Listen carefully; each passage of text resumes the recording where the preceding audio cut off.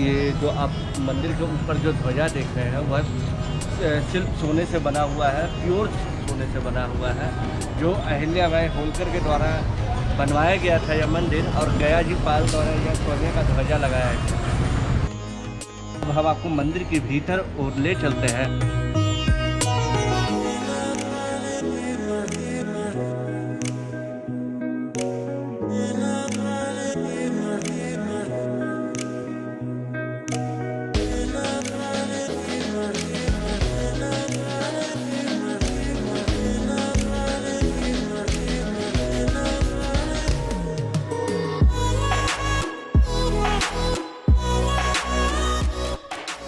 आज हम लोग विष्णुपद मंदिर में हैं। ये मंदिर सन 1766 में कहा जाता है कि अहिल्याबाई होलकर के द्वारा पुनर्निर्माण कराया गया है। ऐसे ये मंदिर कब बना है इसका कोई आकलन नहीं है, कोई हिसाब नहीं है कि यह मंदिर का कब स्थापना हुआ।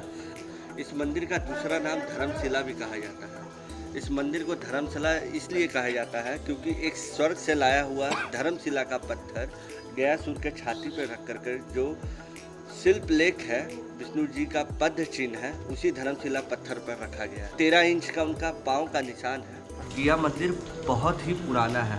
गयासुर नामक एक राक्षस था जो बहुत ही भगवान से वरदान पा करके, उसका नाम क्या था?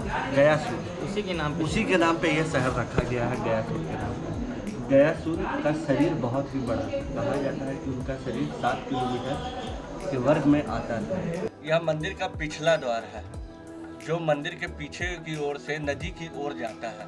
द्वार के अंदर आपको अक्षयवट का एक पेड़ दिखेगा, बजरंगबली की आपको एक मूर्ति दिखेगी जो अत्यंत पुरानी है। आपको भगवान विष्णु का चरण का दर्शन होगा।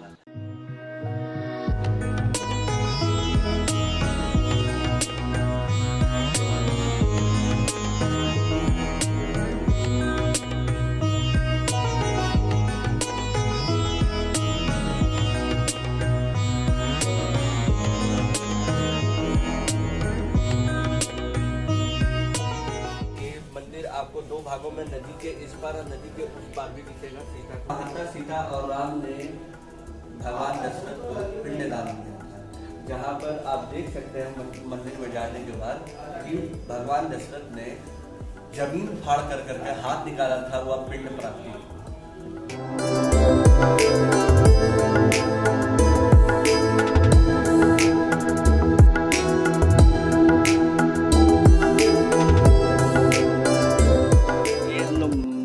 किनारे है मंदिर के पिछले हिस्से में, नदी किनारे। इसको फल्गु नदी अथवा निरंजना नदी भी कहा जाता है। यह नदी शापित, इसको श्राप सीता जी ने, भगवान राम की पत्नी सीता जी ने दिया था।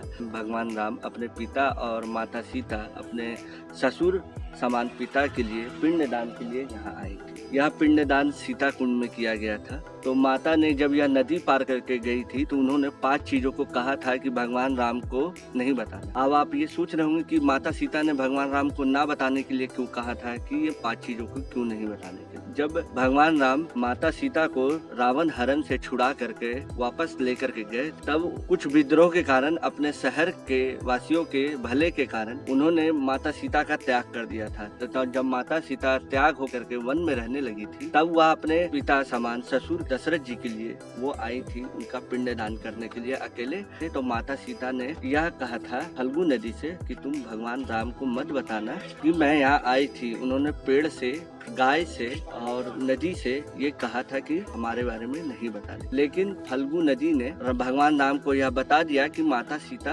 यहाँ आई थी पिंडदान करने के लिए। तो इसी कारण माता सीता ने इसे श्राप दिया कि तुम हमेशा श्रापित रहोगे, तुम में पानी की हमेशा अभाव रहेगी। इसी के लिए कहा जाता है कि साल में 2-3 महीने ही इस नदी में पानी आता है, बाकी साल यह नदी सूखा रहता है। गाय को बोलने की शक्ति थी, वह अब बोल नहीं सकता। पेड़ को भी बोलने की शक्ति थी, वह अब बोल नहीं। लेकिन यह नदी हिंदू पुराण में बहुत ही मान्यता रखता है। विष्णु नदी के किनारे, सीता कुंड के किनारे यह नदी है। इस नदी में जो पिंड एक बार परा गया वो मोक्ष की प्राप्ति होती है। जब आप इस नदी की ओर देखेंगे इस नदी के राइट साइड में ही पीछे में विष्णुपद के मंदिर में यहाँ पर हिंदू धर्म का श्मशान घाट है, जहाँ पर मृतकों की अंतिम विदाई यहाँ दी जाती है, प्लस इन्हें अग्नि के हवाले करके उनकी शांति की प्रार्थना की जाती है। यहाँ विष्णु जी का चरण का भाग माना जाता है, तो उनके चरण के नीचे उनके दाह संस्कार को बहुत ही शुभ माना जाता है। यह श्मशान घाट एक नाम से और प्रसिद्ध है क्योंकि गयासुर ने अंतिम इच्छा रखते हुए वह हर दिन एक भोजन की तलाश में विष्णु भगवान से कहा गया था कि मुझे हर रोज एक भोजन चाहिए। तो उन्होंने कहा था कि हर रोज गया से कोई ना कोई गुजरेगा, उसकी मृत शरीर की जो दाह संस्कार होगा वो गयासुर को भोजन के रूप में जाता है। तो आप देखते हैं यहाँ के श्मशान घाट में हर रोज किसी न किसी की मृत्यु होती है। अगर किसी दिन यहाँ दाह संस्कार नहीं हुआ तो पुतला का दाह संस्कार करके उसे भोजन के रूप में दिया जाता है।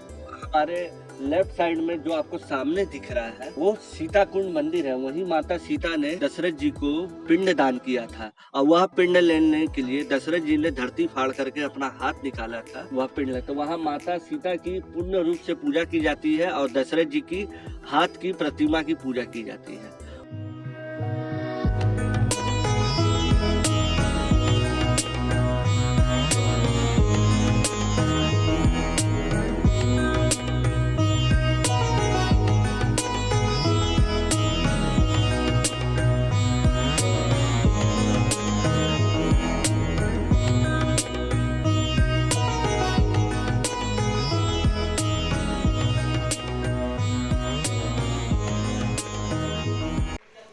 तो पूरे वीडियो में मैंने कैप पहन रखे थे, वो इसलिए क्योंकि ये राज की बात। तो मैं किसी भी ये मैं जो अभी जो बात बोलने जा रहा हूँ वो हर पॉइंट से ज़्यादा इम्पोर्टेंट है, क्योंकि मैं मुसलमान हूँ, इस्लाम धर्म है मेरा, मगर Mohit is a Hindu, Azram is a Muslim, but then also I respect every religion, each and every religion as much I respect my religion, because my I have been chosen for my religion and this boy is also chosen for their religion. तो ये मैं किसी भी cast को या किसी भी religion को हर्ट नहीं करना चाहता। ये वीडियो सिर्फ और सिर्फ इंफॉर्मेटिव थी। मुझे नहीं पता कि अब वीडियो एडिट होने के बाद कैसी आई है सामने, मगर मैं चाहता हूँ कि वीडियो बहुत थोड़ी वीडियो फुटेज रहे और इन्फॉर्मेटिव फुटेज ज़्यादा रहे, तो ताकि किसी को भी हर्ट ना हो, किसी भी इंसान की फीलिंग को हर्ट ना हो। इन सब बातों के साथ मैं इस ब्लॉग को यहीं एंड करता हूँ। नो नॉनसेंस वीडियो थी ये। आपको होप मेरी वीडियो अच्छी लगी होगी, और अगर आपको मेरी इस टाइप की वीडियो पसंद आ रही है और हम तीनों की मेहनत, Mohit is the main boy of this video और आजरम जो है, जितने भी शॉर्ट्स थे सारे आजरम के थे, मेरा कुछ भी नहीं था, मेरा सिर्फ आइडिया था। तो अगर मेरी इस वीडियो को आपको ज़रा से भी पसंद आई तो लाइक कीजिए, कुछ ज़्यादा अच्छी लगी तो शेयर कीजिए अपने फ्रेंड लोग के साथ। तब तक के लिए स्टे कनेक्टेड। गया की और जानकारी के लिए एक बार हमें कमेंट जरूर करें। कोई भी गया की और भी वीडियो किसी मंदिर के बारे में आपको जानना हो तो एक बार कमेंट करके बताएं, वो वीडियो आपको अवश्य मिलेगी। Thank you. मोहित भाई जिंदाबाद जिंदाबाद जिंदाबाद।